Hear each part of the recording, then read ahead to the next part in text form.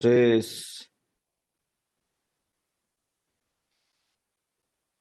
voy a empezar dándoles 6 casitos de temas en donde vamos a identificar, por favor, cada uno si hacen o no hacen parte de una atención, de una víctima de violencia sexual y cuál sería el caso. Esto es como para hacer un abrebocas e identificar rápidamente, pues si tenemos algunos conceptos claros acerca del tema.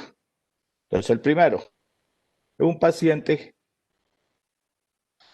un médico en urgencia recibe una niña indígena de 12 años que tiene un embarazo de 16 semanas de gestación.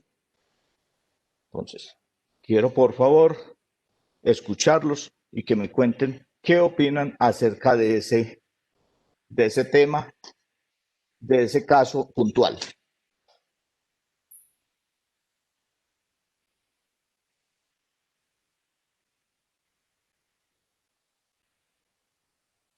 Pues, doctor, la niña es una menor de edad de 14 años, sin embargo está dentro de un contexto que es el contexto indígena, ¿cierto?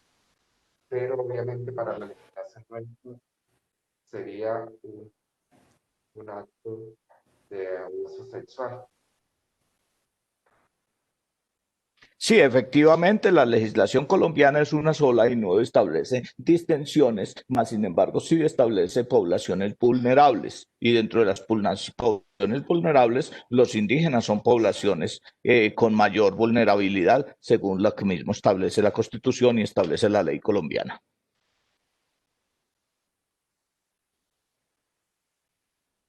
Segundo caso, en una consulta de control prenatal llega una mujer de 20 años embarazada a tener el hijo que espera porque no quiere tener un hijo de esos tipos que los violaron y nos sacaron de la casa en el campo. Opinión acerca de ese.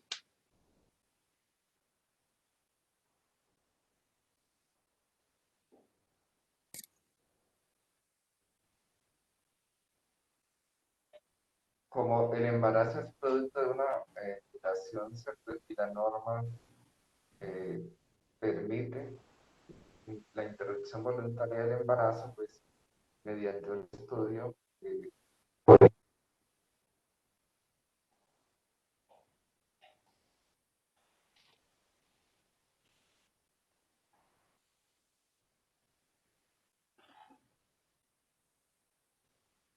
Bueno, sí, señor. Entonces, en el caso del desplazamiento forzado, de las violencias en el conflicto armado, pues esto es parte de lo que protege la norma, que protege la ley y que hace parte incluso de la sentencia C-355, en donde las víctimas de violencia sexual eh, pueden optar y solicitar la interrupción voluntaria del embarazo.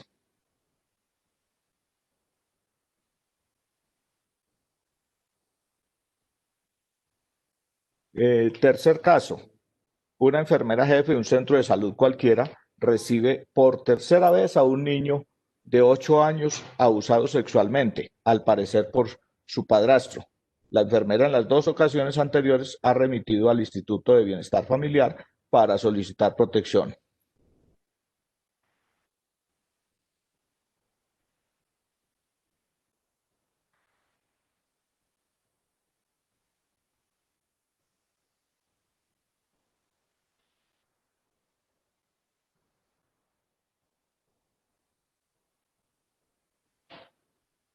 Listo. Cuarto caso. Un hombre de 21 años llegó a un servicio de urgencias con heridas por arma blanca, pero le dice al enfermero que fue violado por los asaltantes.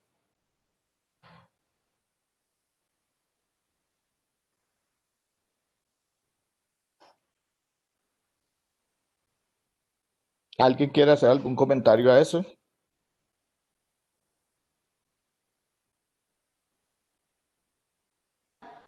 En este harían dos situaciones. Una es que hay que reportarlo por violencia sexual y además, pues como tiene lesiones personales, también eh, se, se entraría en una causa externa, ¿no? Para nosotros como médicos. Sí, efectivamente, ahorita hablaremos un poquito de la epidemiología de la violencia sexual, pero pues lo que queremos en que vean en estos casos es que no solamente las mujeres son víctimas de violencia sexual, los hombres también pueden serlo y listo, y es un caso que no entra dentro de la mayoría, pero que no podemos olvidar ni podemos estigmatizar. Eh, Último caso, me dice, médico de urgencias atiende a mujer de 17 años de edad con herpes genital, relaciones sexuales por dinero.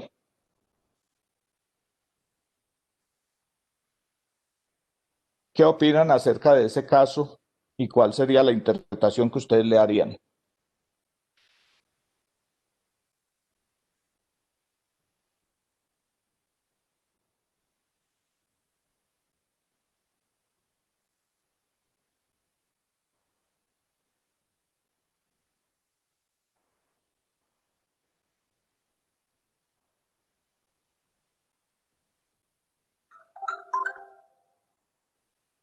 ¿Alguien opina acerca de ese tema, de ese caso? Mi doctor, esta es una menor de edad. Tiene eh, 17 años, sí. sí, en prostitución, o sea, hay un abuso sexual, ¿cierto? Que también debe ser reportado. Listo, sí, efectivamente, ese caso se llama una explotación sexual y comercial de niños, niñas, menores y adolescentes. Entonces, ese caso lo que nos quiere decir es que la prostitución, como la prostitución o el trabajo sexual, no puede darse como entidad legal en las menores de edad.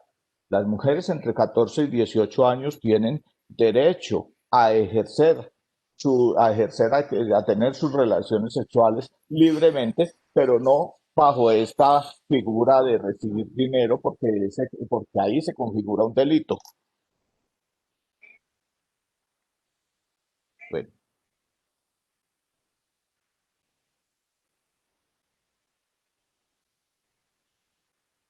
listo. Entonces, adicionalmente, quiero que revisemos estos tres términos porque los vamos a utilizar mucho dentro del resto de la presentación. Y se llama revictimización.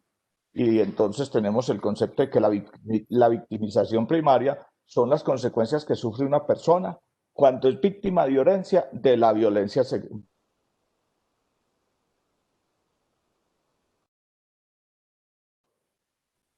La victimización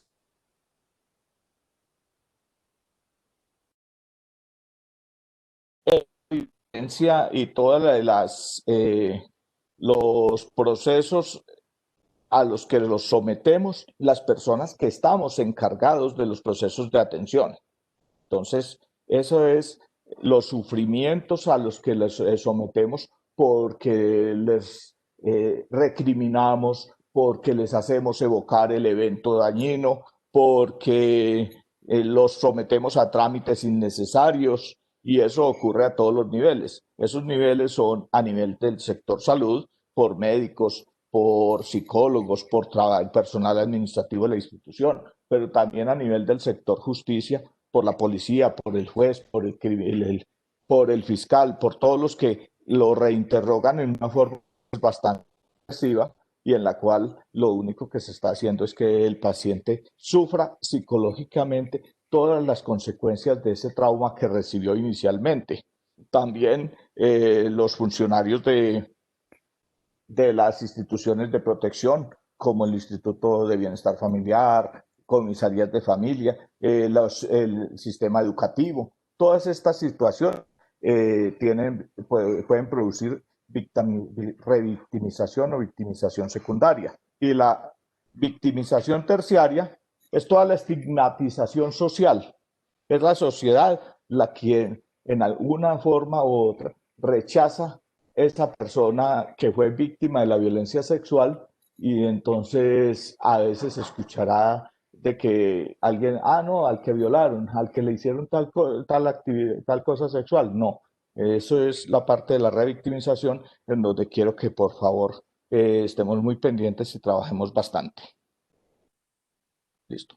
Entonces, para todos esos efectos, pues ya en resoluciones previas, en las resoluciones de habilitación de servicios de salud contenidas en la 1441, en la 2003, 2014, 2011.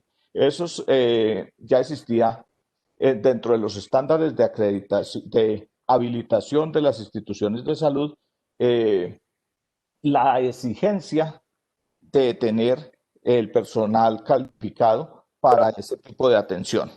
En la resolución 3100, que es de 2019, que es la última resolución que rige, que establece los criterios de inscripción y habilitación de los servicios de salud, en su capítulo 11 habla de los estándares y criterios de habilitación, de los estándares y criterios aplicables a todos los servicios y del estándar de talento humano.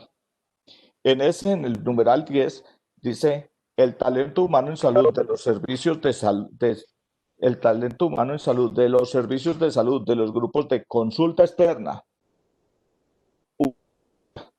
cuenta con constancia de asistencia a las acciones de formación continua en la atención integral en salud a las personas víctimas de violencia sexual. Listo. Ese es un criterio exigible por la norma. Entonces, al momento de que la Secretaría de Salud Departamental, que es el ente que realiza la inscripción y habilitación de las IPS, llega a una institución, le va a exigir que todo su personal tiene que tener alguna constancia de que asistió a esos cursos de formación. No hay, afortunadamente, dentro de lo que establece la obligatoriedad de esa renovación cada año o cada 2 años, como si no la establece para los cursos de reanimación cerebrocardiopulmonar, ¿sí? Pero sí nos establece que tenemos que tener un curso de formación en ese aspecto. Al respecto, pues en conjunto la Universidad del Quindío, en conjunto con la Sociedad de Ginecología y Obstetricia del departamento, está programando probablemente para principios del próximo año un curso certificable acerca de atención integral de víctimas de violencia sexual, que será dirigido a todo el personal de salud y pues que esperamos que contar con la asistencia de todos. Listo. Entonces, ¿qué es violencia sexual?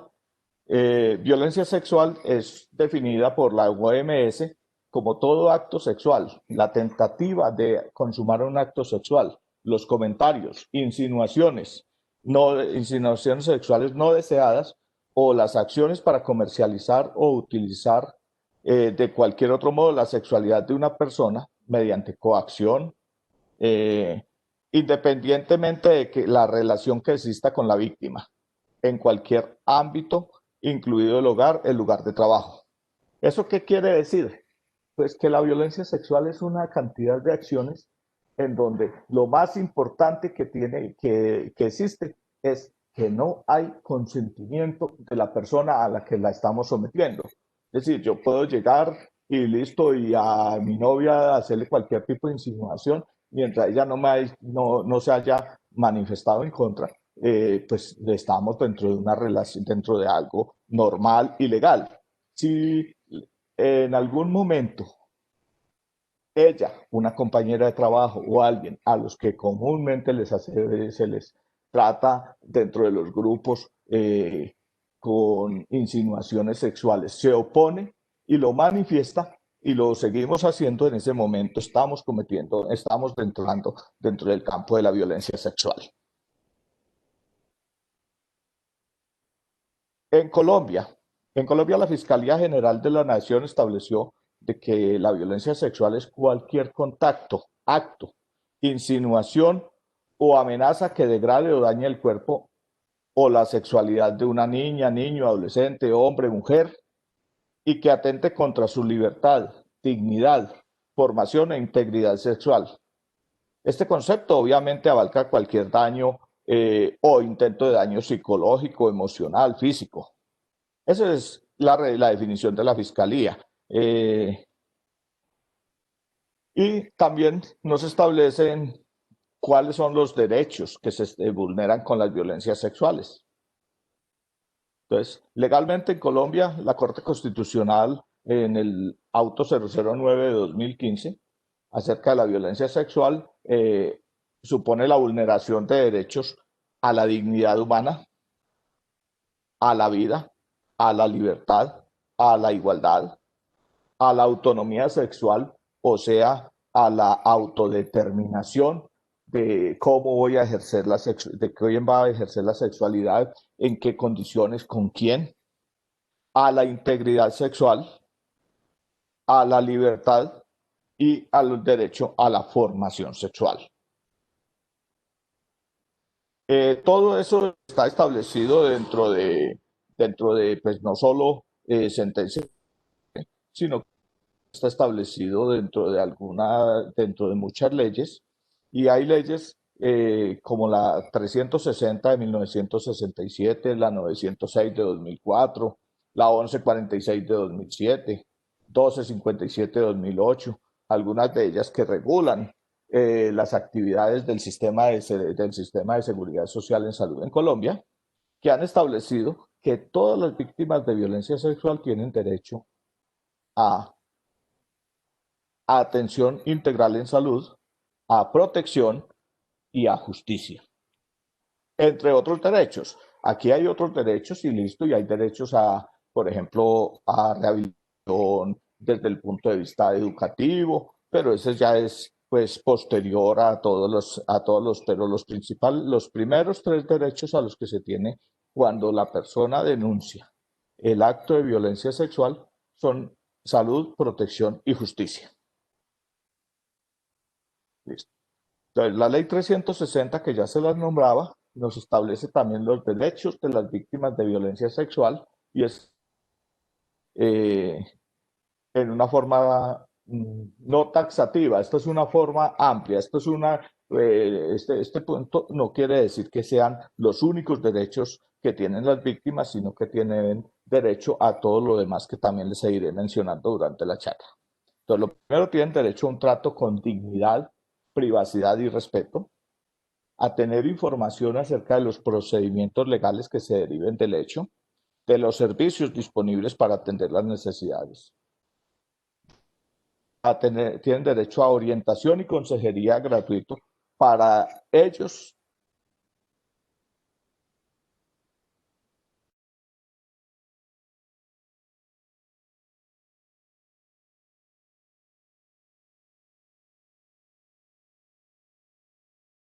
Privados de la violencia sexual, dentro de ellos, examen y tratamiento para la prevención de infecciones de transmisión sexual, examen y tratamiento para traumas físicos y emocionales. No importa el tiempo que demoren, o sea, no hay un límite en el tiempo que nos diga, listo, la persona tiene derecho un año después, no, tiene derecho toda su vida si es necesario.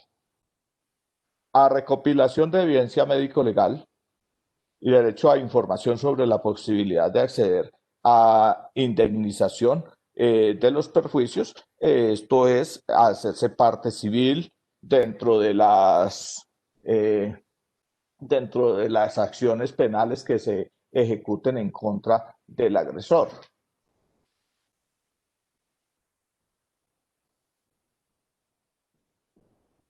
Listo. ¿Y cómo estableció el gobierno? ¿Qué hizo el gobierno pues para hacer que todos estos derechos se pudieran cumplir?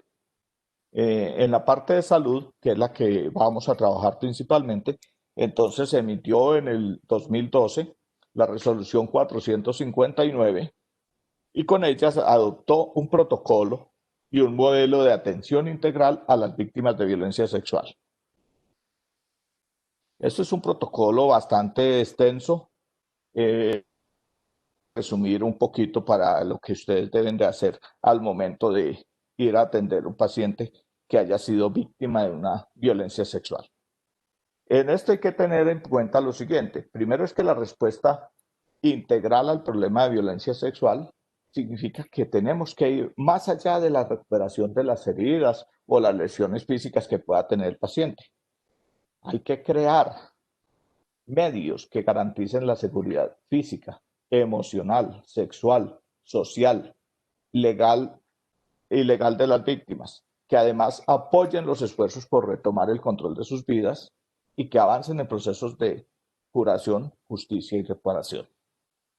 Esto es bastante, digamos que esto filosóficamente es muy amplio, pero pues es lo que tenemos que tener que hacer con cada paciente. O sea, la atención nuestra no puede quedarse en que si tiene una herida le hago una sutura, sino que adicional tengo que brindarle apoyo para recuperarse, teniendo en cuenta que la violencia sexual es un problema social y de salud que tiene implicaciones jurídicas, no al contrario, no es lo que hace un tiempo se consideraba, es que esto es un delito y que listo y que de él pueden haberse generado alguna lesión, entonces en ese momento llevaban el paciente, se le realizaba la sutura, se le realizaba la corrección de cualquier lesión y se nos olvidaba de que el resto de la integralidad del sujeto estaba en juego.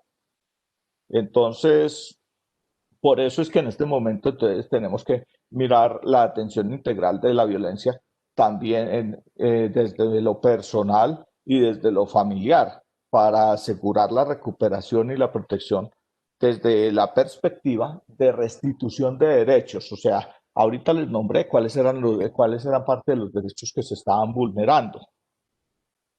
Con esos derechos que se están vulnerando, lo que queremos es restituirlos, hacer que listo, que la persona sienta que el evento probablemente nunca lo vayan a olvidar como tal, pero sí sientan que todas las acciones que se realizaron, lo que contribuyeron fue a hacer que las consecuencias de ese evento se minimizaran desde todo punto de vista, psicológico, social, económico. Listo. Entonces, por eso el objetivo de la atención integral a víctimas de violencia sexual, pues, es dar un apoyo emocional, es tratar las condiciones generales de salud relacionadas con la violencia sexual. En ese caso, estamos hablando de las emergencias médicas, psicológicas, los traumas, todo lo que haya derivado, lo que se haya relacionado ahí en ese momento, los cuidados específicos, como la anticoncepción de emergencia, la profilaxis de las ITS, el VIH, de hepatitis B, la interrupción voluntaria del embarazo si está indicada. Otro objetivo es tomar evidencias médico-legales cuando sea necesario, cuando aplique. O sea, no todas las condiciones necesitarán tomar evidencia y ni se podrá tomar de acuerdo a los tiempos que hayan ocurrido y a situaciones especiales de cada uno de los eventos. Garantizar el inicio de las medidas de protección de las víctimas, es decir, tenemos que garantizar de que esa víctima no vaya a regresar con su victimario, sino que esa víctima va acordada por las entidades de protección. Si es un menor de edad, por el Instituto Colombiano de Bienestar Familiar; si es mayor de edad, una comisaría de familia. Adicional, la, la, las, la protección que le vaya a brindar las autoridades judiciales, CTI, Fiscalía, todas esas instituciones encargadas de eso. Eh, Otro objetivo es llevar a cabo un tratamiento y rehabilitación desde la salud mental, orientar a la familia, realizar las denuncias correspondientes, hacer los reportes de violencia sexual ante las autoridades competentes, activar las redes de apoyo institucional, comunitario y familiar que permitan la atención integral.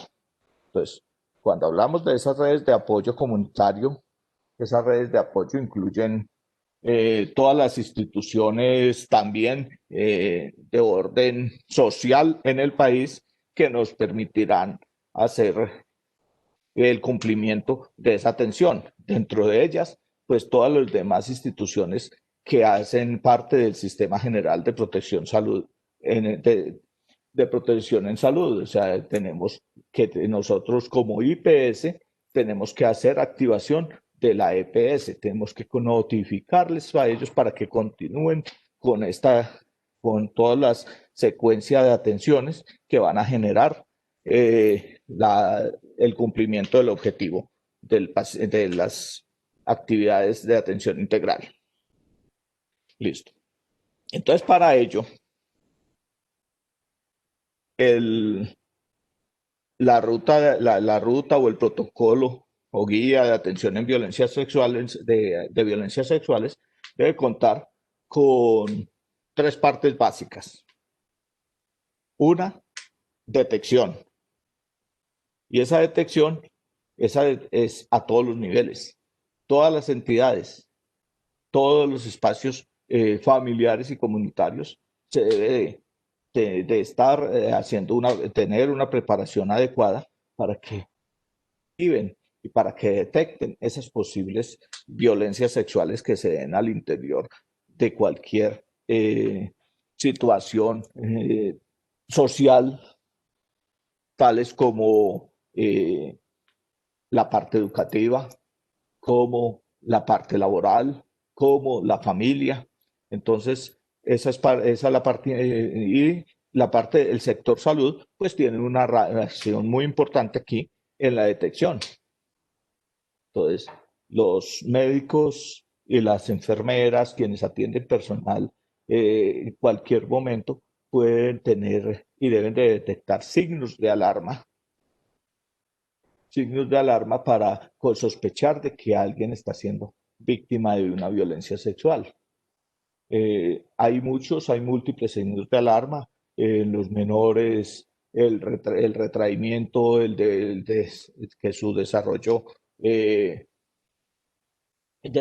motor aparentemente se devuelva, es decir, el niño que, por ejemplo, ya controlaba esfínteres y está orinándose nuevamente en la cama, o que tiene problemas con la continencia del esfínter rectal, eh, bajo rendimiento escolar, traumas sin justificaciones, entonces, tanto en adultos como en niños. Entonces, todos esos elementos nos deben de dar algún tipo de índice de sospecha y desde el sector salud tenemos que trabajar mucho en ellos. Listo. Después de la detección, pues tenemos que pasar al siguiente paso y es la atención. ¿Y esa atención quién la tiene que brindar? Pues la tiene que brindar el sector salud.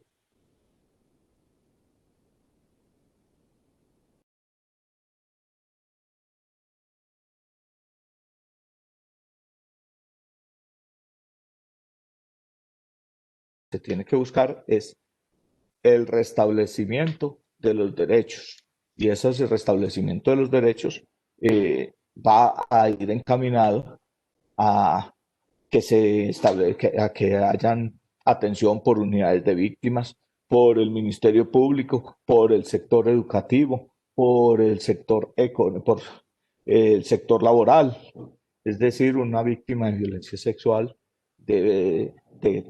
debería determinar con una capacitación educativa adecuada, con un trabajo adecuado, para hacer que estas situaciones, como les dije, se hayan cumplido los objetivos que nos establece la ley.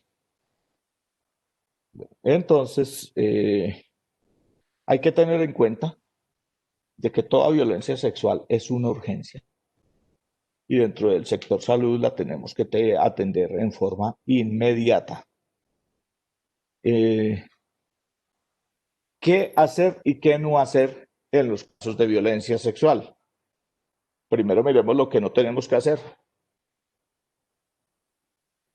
Y lo que no vamos a hacer primero es ignorar los síntomas y signos. ¿Sí? Es decir, al paciente debemos de prestarle atención, escucharlo completamente y, eh, y tener los grados de sospecha que les estaba hablando para que no se nos vaya a pasar un paciente, la detección sea oportuna y adecuada.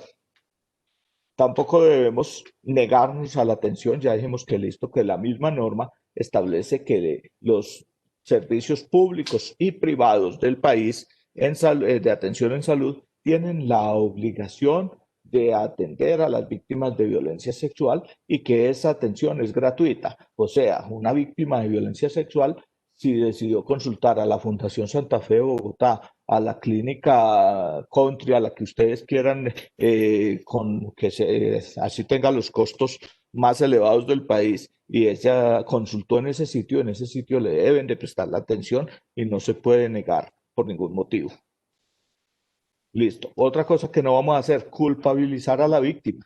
Ya les decía, la revictimización. O sea, las víctimas no son culpables de la violencia sexual. El hecho de que una mujer o un hombre o un niño esté en la calle con algún tipo de vestuario que otros consideren inapropiado, no les da permiso para acceder a ellos desde el punto de vista sexual. Algunas vestuarios en algunas personas, esperamos que mayores, ya son estilos de su y decisiones de su forma de vida, pero que no pueden ser motivo para culpabilizar a ninguna víctima, ni el horario en que transite ni el horario ni el sitio por donde esté transitando, a nadie le autoriza a que esa víctima sea accedida desde el punto de vista sexual. No podemos romper la confidencialidad de la víctima. En este aspecto hay que tener en cuenta de que aquí hay que aplicar muy estrictamente las instituciones y los médicos individuales, el derecho a la intimidad y a la reserva de la historia clínica. Tenemos que tener en cuenta que primero eso es un derecho fundamental, el derecho a la intimidad, y segundo es una situación eh, que nos está imponiendo también la ley, no solo pues eso está desarrollado en la Constitución y la ley, y es el derecho a la intimidad, a la reserva de la historia clínica, a que esa persona va a tener confianza y va a tener una mejor restitución de sus derechos si logramos que esto sea una situación que se lleve dentro de todas las confidencialidad, tanto de todas las instituciones que se involucren. Listo. ¿Qué no debemos de hacer? Evitar el protocolo, o sea, debemos de cumplir con el protocolo que nos impone que estableció la ley. Minimizar la afectación, ¿no? Eso no lo podemos hacer, o sea, eso de decirle a alguien, no, tranquilo, que a otros les ha pasado cosas peores. No, para cada persona su evento es único y fue el peor. Entonces a nadie podemos tratar con ese tipo de situación en donde, no, no, tranquilo, que pudo haber sido peor, no, menos mal que lo dejaron vivo. No, ese tipo de comentarios, de situaciones no pueden darse ante una víctima de violencia sexual. Evadir las notificaciones ante las autoridades tampoco, es parte del protocolo y es parte de nuestras obligaciones legales, tanto como personal de salud como ciudadanos del general. Tampoco nos podemos la negligencia en la cadena de custodia es otro aspecto que no se puede realizar ante las víctimas. Hay que tener todos los cuidados para poder que las pruebas físicas que se tomen dentro de un examen por violencia sexual sirvan posteriormente. Es simplemente un mal etiquetado de una prueba nos va a hacer que esa prueba sea inútil. Que no se firme el momento en que la recibieron, el quien la movilizó de un lado a otro, también hace que la prueba se considere ya que perdió su custodia, su cadena de custodia y que por lo tanto pudo haber sido alterada y que no pueda ser utilizada para el beneficio de las acciones legales que se estén dando en ese proceso contra el agresor. Tampoco podemos tolerar la violencia institucional. Pues de que listo, que estamos hablando de que la violencia, la revictimización son las acciones institucionales y entonces esa violencia institucional se puede dar por las demoras al que sometemos al que sometemos, puede dar por los trámites innecesarios a los que les sometemos, por la negación del servicio.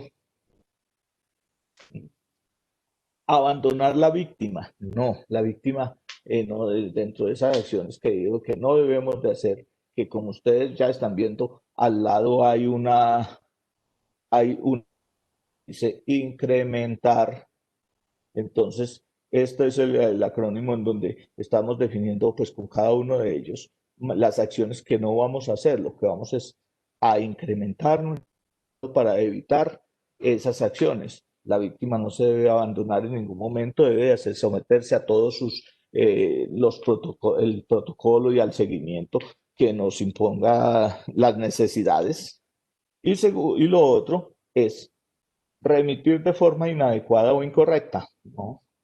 Es otra parte del protocolo en donde nos exige un cumplimiento adecuado las remisiones y en las acciones que tenemos que hacer. ¿Y qué sí debemos de hacer? Primero, este es otro acrónimo que ustedes lo pueden ver, dice remediar. Entonces, lo primero que vamos a hacer es recibir la víctima, atenderla y atenderla con urgencia de acuerdo a la norma. Dos, examinarla. Examinarla quiere decir que le vamos a hacer todo lo indicado en la historia clínica. Y vamos a hacer una anamnesis adecuada, un examen físico adecuado, con respeto, con todas las condiciones de dignidad que lo exige. Vamos a muestras que se requieran. Vamos a evitar. ¿Y qué vamos a evitar? Vamos a evitar la revictimización. Vamos a hacer que acciones que nombramos en el acrónimo anterior, pues se nos den y que listo y que lleven y que hagan que la atención sea de mala calidad. Vamos a hacer el diagnóstico y el diagnóstico adecuado, no solo de la agresión, sino el diagnóstico adecuado de todas las demás lesiones que tenga el paciente en su momento. Recuerde que tenemos no solo diagnósticos de orden físico, tenemos de orden mental, de orden social. A pedir las interconsultas que sean requeridas, que sean necesarias, sin olvidar de acuerdo a este protocolo, el protocolo de diseñado inicialmente para aplicarlo en cualquier institución del país y que posteriormente, o sea, que no todas las acciones se tendrán que hacer como dentro de un servicio de urgencias, dan algunas acciones, sobre todo las derivadas de atención en salud mental y los seguimientos posteriores que deberán de ser hechos ambulatoriamente con interconsultas a niveles de complejidad mayores, si estamos en un bajo nivel de complejidad. Avisar, avise. Este es avise a sector justicia, a sector protección, o sea, active la ruta integral de atención, llame a los demás participantes en esta actividad y revise. ¿Y qué vamos a revisar? Pues vamos a revisar que todo el protocolo se haya. Vamos a llegar y vamos a devolvernos paso a paso. Cuando estamos haciendo la atención, debemos de llegar y devolvernos. Venga, sí apliqué profilaxis para ITS, hice tomé todos los exámenes. Pues eso es las acciones que debemos de hacer con una víctima de violencia sexual. ¿Listo? Entonces, para ello, la resolución 459 estableció 15 pasos. Esos 15 pasos que estableció, pues explican uno a uno cómo debería de darse toda la situación de la atención integral en salud. Y para ello, el primer paso es la preparación de la comunidad. ¿Y eso qué quiere decir? Pues sencillamente que primero debe de haber una campaña, y esto no es parte de las instituciones de salud, sino una parte de la sociedad general y sobre todo de los gobernantes, en donde informen a la personal en general a través de juntas de acción comunal, a través de panfletos, a través de comunicación. Era una campaña de qué es la violencia sexual. Segundo, de cuáles son los principales sitios en donde se está dando, cuáles son las modalidades y cuáles son los sitios en donde debe de denunciar la persona que se crea víctima de una de estas modalidades de delito. Entonces, esta es una campaña dirigida no a la institución de salud, sino a toda la comunidad. Pero el paso número dos sí es un paso nuestro, es un paso en donde nosotros como institución de salud tenemos que tener unas condiciones mínimas, preparar la institución y tener unas mínimas actividades que nos permitan brindar una atención integral. ¿Y cuáles son esas? Pues lo primero es tener una estructura adecuada desde el punto de vista físico, desde el punto de vista organizacional. Cada institución de salud debe tener un comité en donde eh, evalúen la atención de cada una de las víctimas, en donde se establezcan las políticas y cuáles serán los sitios y las rutas internas que se van a utilizar, se hagan las capacitaciones y los correctivos en cada uno de los casos. Por decir algo, tenemos que tener en el comité, se evaluará si se le administraron los medicamentos necesarios a las víctimas de acuerdo al caso particular, ¿sí? Deberá de evaluarse si cuál fue el tiempo que se usó para la atención, y deberá también de determinar eh, cada uno de los sitios en donde debería de ser. Entonces, esa es la preparación interna. Adicional, deberá de tener una adecuada dotación de los elementos necesarios para la atención, de tal forma de que si se le envía a una víctima de violencia un tratamiento, por ejemplo, un tratamiento profiláctico posexposición para VIH, se le entregue la totalidad del tratamiento y no pongamos esta persona a irse a la EPS hacia otro lado a buscar eh, el resto de medicamentos porque solamente le entregamos para un día. Todo eso lo debe hacer la institución a través de un comité de atención a víctimas de violencia sexual. Listo. Entonces, el paso 3 es la recepción inmediata de las víctimas. Ya les dijimos que listo, que las víctimas de violencia que ellos lo manifiestan, pues entonces están en una urgencia. ¿Sí? Y al estar en una urgencia, ellos lo que están haciendo, lo que tenemos es que el paciente se llegó y se considera, por la norma, se considera de que es un trias 1, la clasificación de urgencias tipo 1, siempre y cuando la persona esté dentro de las primeras 72 horas de la violencia, de haber ocurrido el fenómeno de violencia, o 2, cuando es mayor a esos 3 días. Pero teniendo en cuenta de que el paciente puede llevar múltiples años de haber en un momento llegar inestable emocionalmente, y eso nos lo convertiría en una urgencia, ya nos pasaría del trias 1 al trias, del trias 2 al trias 1. O un paciente que aún llevando más de 3 días de haber sido agredido, tenga sangrado, tenga alguna otro tipo de complicación derivada de la agresión sexual, por decir algo, por ejemplo, alguien que llegue con un abdomen agudo posterior a una agresión en donde pudieron haber lesiones abdominales u otra situación Entonces eso nos cambiaría nuestra... Es que la clasificación según la norma es 1 o 2 máximo.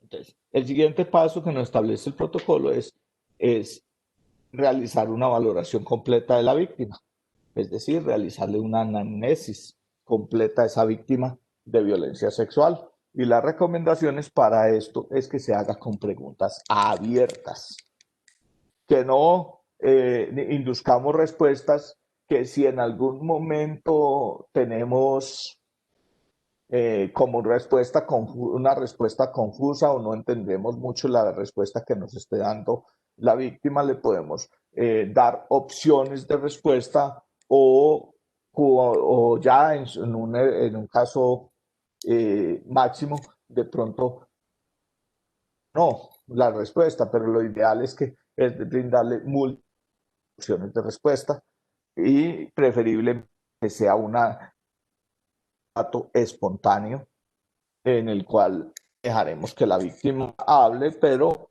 también iremos dirigiendo que hable pero sin divagar, o sea, que nos cuente los eventos que ocurrieron y lo que nos quiera contar hasta ese momento, pero que no nos comience a contar lo que pasó, por decir algo, hace 20 años con el tío. Con el tío, pero que no es parte de la agresión, sino de otra situación. ¿Sí? Listo, entonces vamos a hacer una anamnesis completa, teniendo en cuenta de que los menores de 3 años no se les va a interrogar directamente.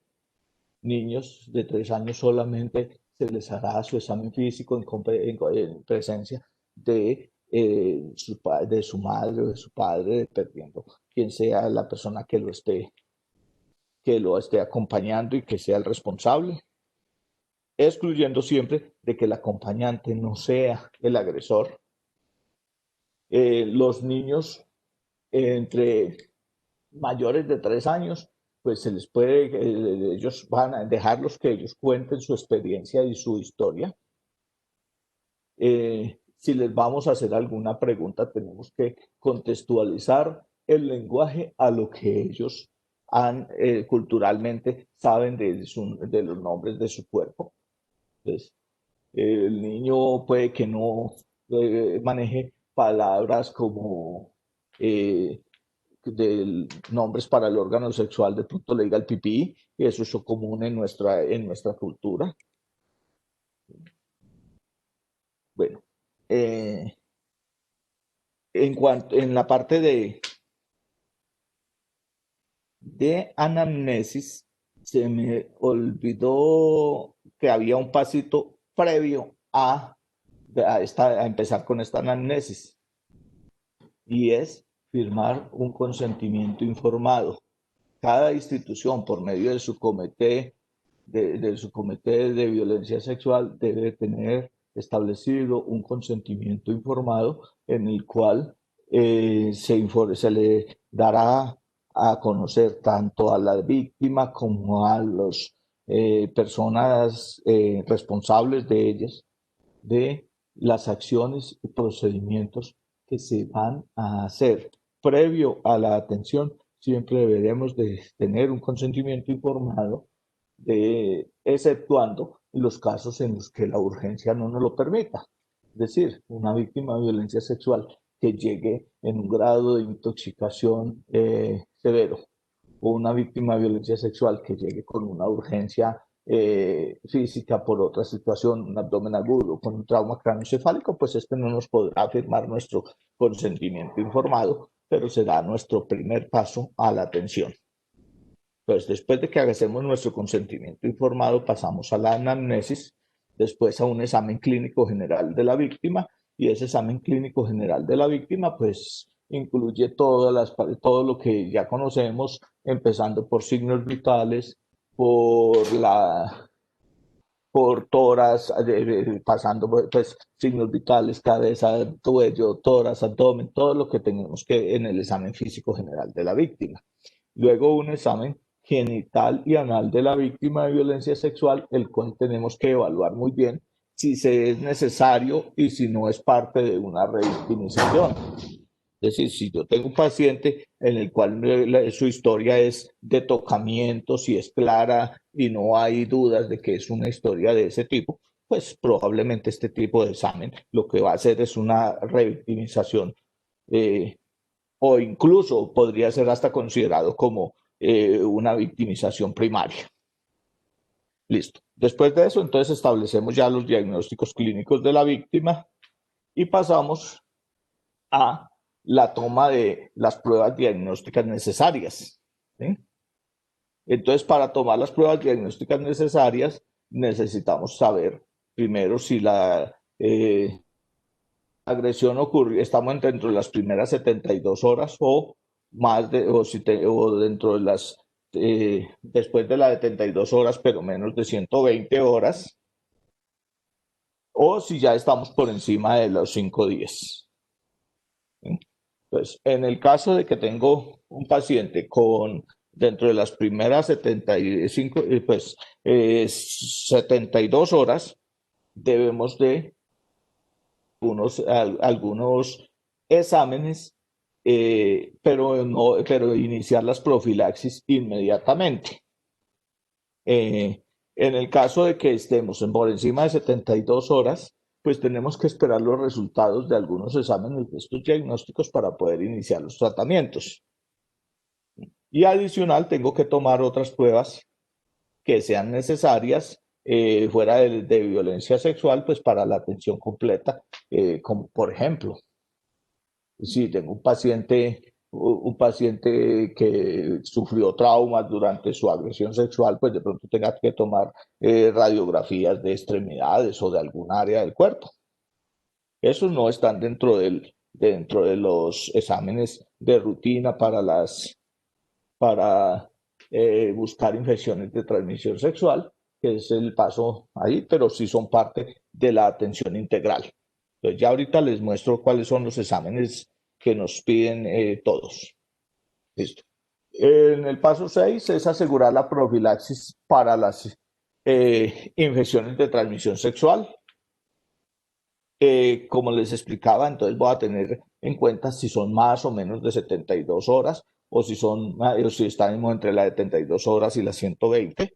¿Listo? Y ya ahorita tengo también allí la tablita en donde lo van a poder ver cuáles son el medicamento y las dosis. El paso 7 es asegurar la profilaxis contra el VIH. En el 8 es asegurar la anticoncepción de emergencia o el acceso a la interrupción voluntaria del embarazo en el caso de que no funcione la anticoncepción de emergencia o haya pasado más del tiempo necesario para que sea administrada. El paso 9 es una intervención en salud mental inicial, y esa intervención en salud mental para la víctima no requiere personal especializado. Esa intervención en salud mental inicial está capacitado el médico general, está capacitada la enfermera profesional para brindarla. Y esta pues incluye todas las actividades de desculpabilización de esta víctima, de informarle a esta víctima que no tuvo culpa en nada y que todas las acciones que le han pasado fueron culpa del agresor y no de ella. ¿Sí? Luego vienen acciones no especiales, perdón, las acciones especializadas en salud mental, que esas acciones especializadas en salud mental, pues para eso sí sería conveniente tener una remisión si es necesaria o si no tenemos dentro de nuestra institución el personal necesario, pues interconsultarlos. Luego, planear los seguimientos clínicos, ya les voy a mostrar cuáles son los seguimientos que requiere la víctima. Derivar a otros profesionales, sea en salud mental o sea en otras patologías, por algún otro tipo de lesión que se encuentre en ellos. Derivar hacia los otros sectores involucrados en la atención integral del caso de violencia sexual, ya les dije, hacia el sector protección, hacia el sector justicia. Efectuar los procedimientos de vigilancia en salud pública. Esto es llenar la ficha epidemiológica, hacer el reporte al CIVIGILA. ¿sí? Realizar los seguimientos que sean para que la víctima sea atendida por el sector salud durante un periodo mínimo de un año y efectuar un adecuado cierre del caso. Entonces, vamos a seguir con esta. Listo. Entonces, los paraclínicos que les había dicho que necesitábamos como mínimo, los mínimos que vamos a necesitar en una víctima de violencia sexual son eh, prueba de sífilis, el frotis, detección de gonococo, de clamidia, frotis de flujo vaginal en fresco. En este, pues, ¿qué van a buscar? Básicamente tricomonas, algunos hongos. La prueba de tamizaje para VIH, esto es con una prueba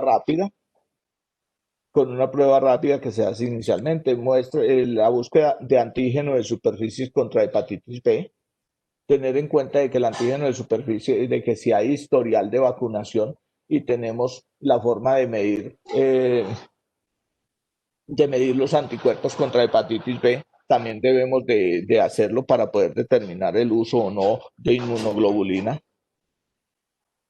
La búsqueda de espermatozoides en las diversas muestras tomadas. Esto tiene funciones a nivel legal y la prueba de embarazo. Estos son los exámenes mínimos en este paciente. La profilaxis mínima para los pacientes debe de ser vacunación contra hepatitis B, ciclo completo si no hay historial de aplicación de vacuna.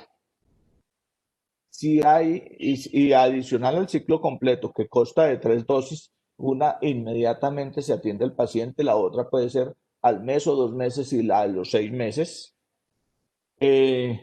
O algunos le hacen el ciclo 0, 1, 2, o sea, la primera dosis ya, a otra al mes y otra al segundo mes, que también es válido. Si le aplicamos la vacunación contra hepatitis B, debemos de utilizar también la gamaglobulina antihepatitis B, la cual pues se aplica una dosis de 0.06 mililitros por kilo, con una repetición en 4 semanas.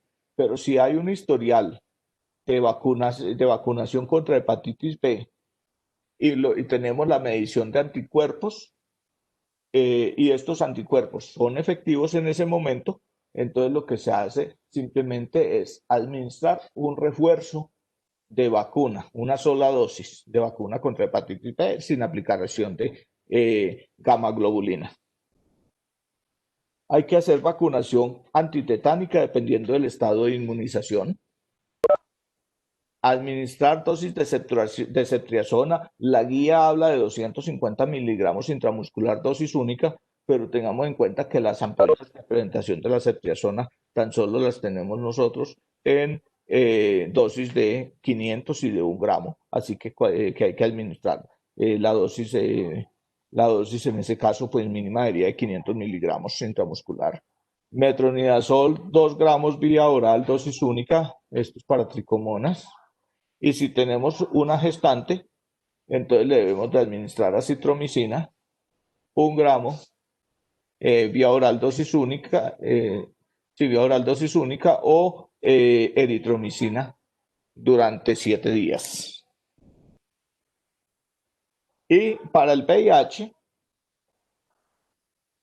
las dos opciones recomendadas en la última guía, también que es del año, de finales del 2018, nos recomienda que utilicemos tenofovir más centricitabina, una tableta diaria por 30 días, y raltegravir, una tableta cada 12 horas también por 30 días. O la segunda opción, que era la opción antigua, la que utilizábamos hasta antes del 2010, de que nos saliera la última recomendación en el 2018, es la mibudina más idobudina, ¿sí? Una tableta cada 12 horas, y ritonavir más lopinavir, también 2 tabletas cada 12 horas. ¿Cuál es la diferencia? Pues la cantidad de tabletas y la tolerancia pues, las molestias gástricas que nos produce la segunda opción, que son mucho mayores en cuanto a las gastropatías y a la diarrea. En cuanto a la anticoncepción de emergencia, la recomendación es levonorgestrel 1.5 miligramos, dosis única. Eso equivale a dos tableticas de 0.75 o una sola de 1.5 que también se consigue, también hay en el mercado, pero hay que tener en cuenta que esto se administra si, si estamos por debajo de las 72 horas de la agresión. Si fuera por de encima de los 72 horas y es menor a 120, se puede colocar un dispositivo intrauterino tipo T de cobre. Y si tenemos más de 120 horas, pues habría que hacer el control y verificar si de esa agresión, de esa violencia sexual fue producto de un embarazo y ofrecerle la interrupción voluntaria del embarazo. Más sin embargo, desde el primer día, desde que atendemos al paciente, tenemos que informarle que tiene derecho a que si de esa agresión hay un embarazo, pues que sencillamente le haremos, él tiene derecho a pedir la interrupción. Listo. El seguimiento. Bueno, el seguimiento que nos pide la norma también debemos de hacer, cada, eh, debe hacerse a las 2 semanas inicialmente y ese seguimiento se debe de hacer en la institución que le brindó la atención inicial. ¿Sí? Eso es hospital, clínica, quien lo atendió inicialmente, a las 2 semanas debe de atenderlo. Y dentro de ese seguimiento, a las 2 semanas, pues debe de informar cuáles fueron los resultados de los exámenes que se tomaron, de la prueba de embarazo, de verificar cuál ha sido la adherencia al tratamiento, cuáles han sido los problemas que ha tenido con cuál ha sido su evolución a nivel mental, tanto pues, personal como familiar, cuál ha sido su desempeño social y evaluar cuál es la necesidad de un tratamiento especializado. A partir de ese primer seguimiento, entonces, de acuerdo a su nivel de adaptación, pues vamos a tener un paciente que probablemente requiera irse para una consulta especializada en salud mental o algunos otros que hayan logrado que tengan una mejor red de apoyo, que tengan unas condiciones sociales, familiares, laborales adecuadas y que le hayan permitido un reintegro rápido a esas actividades de su vida, que le hayan permitido tomar el control adecuado rápido de su vida, de pronto no necesiten ir a una terapia especializada desde salud mental. Al mes se debe hacer un segundo seguimiento. Este segundo seguimiento ya debe estar hecho, ya debe ser programado por la EPS en la red que tenga contratada para ese evento. Y entonces ese segundo seguimiento pues tendrá lo que vamos a hacer es el seguimiento de la ruta de atención. Vamos a tener un control de prueba de embarazo y nos vamos a determinar si hubo o no, y si hay o no hay necesidad de ir a una interrupción de embarazo. Vamos a volver a hacer la evolución mental, familiar, social, laboral, evaluar nuevamente si necesita un tratamiento, tomar nuevas pruebas, la nueva prueba de VIH que se debería de tomar en el momento de la consulta inicial, al mes, a los 3 meses y a los 6. ¿Listo? A los 3 meses, seguimiento de VIH, seguimiento mental, social, familiar, y siempre evaluando la necesidad de un seguimiento especializado. A los 6 meses se cierra el ciclo del VIH. Si nos salió la prueba, la última prueba nos salió negativa, pues entonces tenemos un paciente que la profilaxis fue adecuada. y haremos el mismo seguimiento siempre desde la parte mental, social y familiar. Al año se tendrá que hacer el cierre del caso, siempre y cuando las condiciones sociales, mentales, familiares sean adecuadas. Es decir, yo no tengo que cerrar el caso siempre al año, eh, lo puedo cerrar en 2, 3 años o nunca cerrarlo, porque el paciente siga teniendo necesidades de manejo especializado porque sus traumas no han sido superados.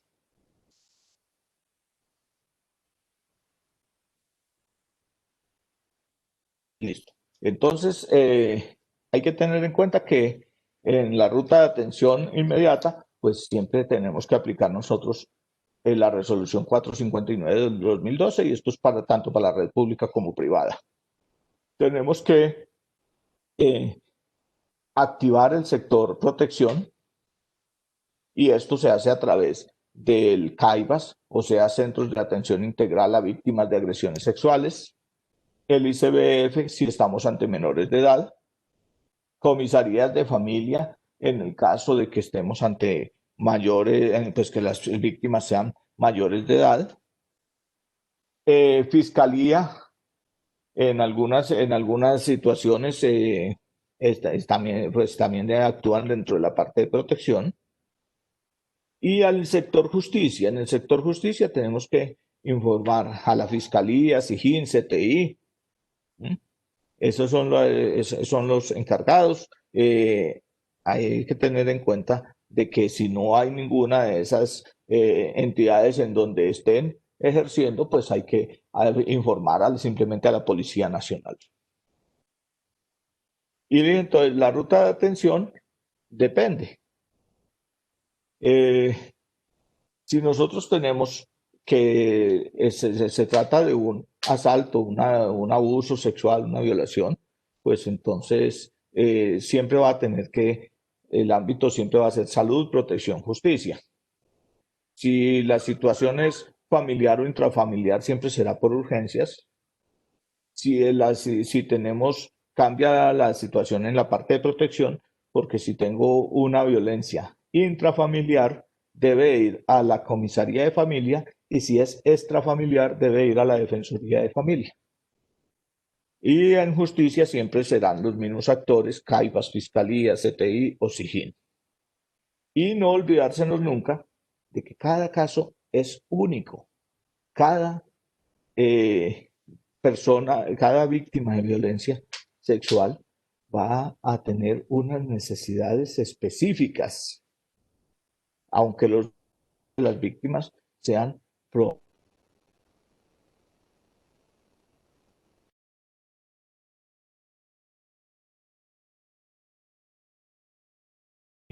Eh, la atención institucional en salud y la activación intersectorial será los elementos claves para lograr que el restablecimiento de los derechos de cada una de las víctimas se haga efectivo. Bueno, hasta aquí creo que les hice un pequeño resumen del protocolo del gobierno. Es muy sucinto este resumen, pero como les dije, pues estamos programando que van a tener, se pueda hacer una actividad certificada, mucho más extensa, con mayores contenidos. Pero por ahora tenemos un protocolo, una explicación sucinta y rápida. Si tienen preguntas, bien puedan.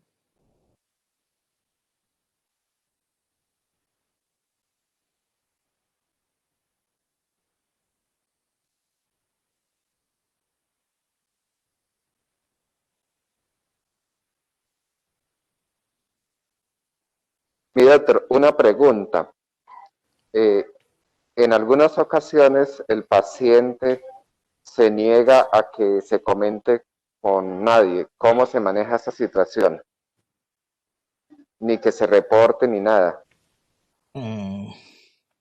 Siempre y cuando el paciente sea mayor de edad, no hay problema. La situación es que si el paciente es menor de edad, la obligación del reporte está. O sea, nosotros tenemos que respetar y tenemos que, en los casos de los adultos, tenemos que proteger el derecho a la intimidad.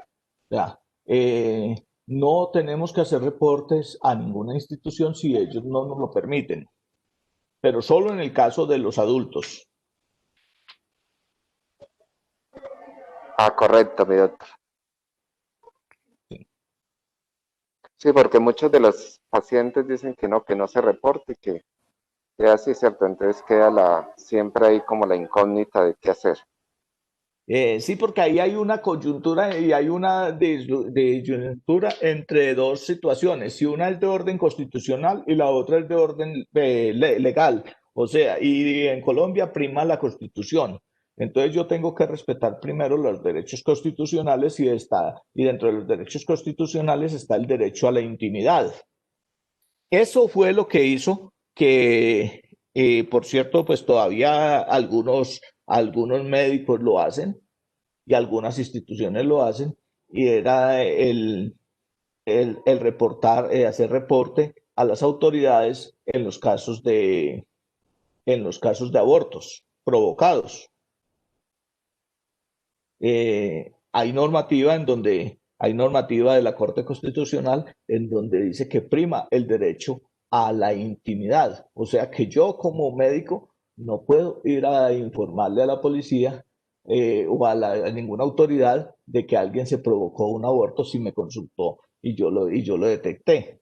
Entonces, más o menos es la misma que se presenta ahí, porque son de orden constitucional la intimidad, pero lo otro es legal.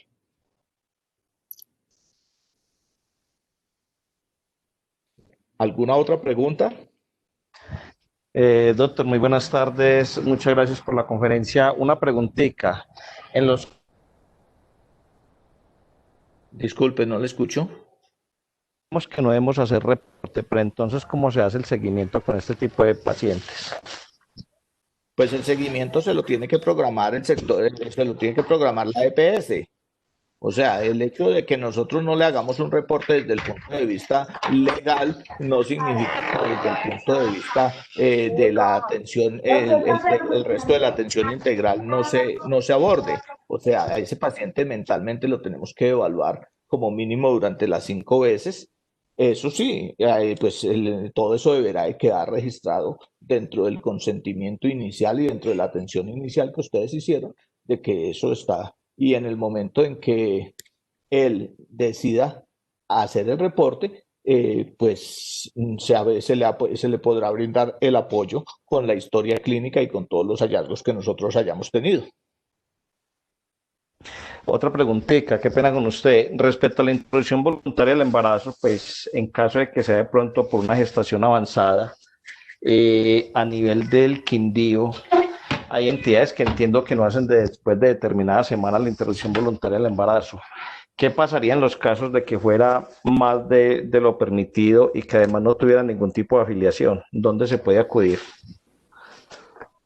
Mire, la situación legal con eso es compleja.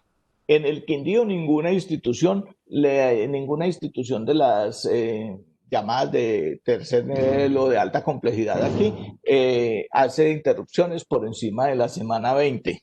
Ninguna, porque básicamente en las tres instituciones con ese nivel o cuatro, en todas trabajan los mismos ginecólogos, el mismo personal. Entonces, ¿cuál es la conducta ahí? Pues la conducta ahí es igual, ustedes están quien esté en un nivel de complejidad bajo, tienen la obligación de remitirlo al nivel de complejidad mayor. Y este nivel tendrá que asumir la ubicación de este paciente en una institución que sí lo haga. O sea, cuando me llega un paciente de esos a una institución de mayor nivel, de alta complejidad, esa institución tiene la obligación de ubicarlo en donde sí lo hagan. Y aquí en Colombia lo hacen en ciudades como Bogotá, Cali, Medellín, o sea, en las grandes ciudades. La verdad no hay en las ciudades intermedias, difícilmente lo hacen, porque aún en Pereira es difícil que encuentre usted quien le haga una interrupción por encima de la semana 20.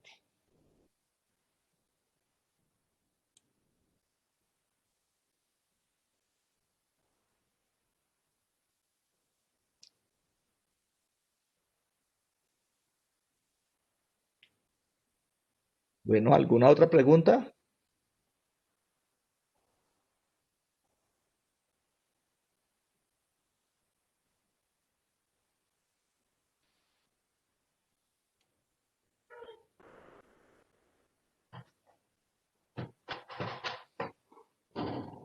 Bueno, señores, entonces si no hay más preguntas, yo quiero agradecerles la participación y pues como les informaba, listo, estaré pendiente de cuando se concrete que institución y cada profesional va a requerir una certificación, la cual esperamos que por medio de la universidad, en conjunto con otras instituciones, pues sea eh, asequible desde el punto de vista académico y que muy probablemente desde el punto de que no represente una erogación económica importante para ninguno. Pues muchas gracias a todos y nos estaremos viendo en próximas actividades que hagamos. Muchas gracias para todos. Gracias, doctor. Bien.